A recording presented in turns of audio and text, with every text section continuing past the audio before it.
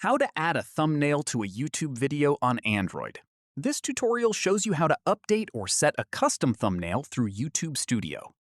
First, open the YouTube Studio app on your Android device and make sure you're logged in.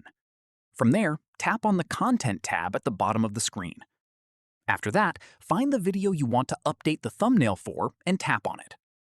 At this point, tap the Edit icon at the top of the screen to open the video editor.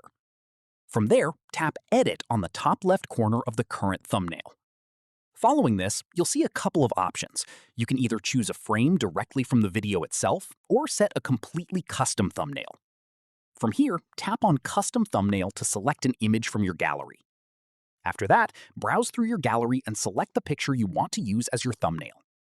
Once you've selected your image, tap Done to confirm your selection. From there, tap Done again at the top right corner to apply the thumbnail to the video. Finally, tap Save to publicly update your thumbnail. Your new thumbnail will go live on your video shortly after saving. That's how you add a thumbnail to a YouTube video on Android. If this helped, drop a like, subscribe for more Android tutorials, and I'll catch you in the next one.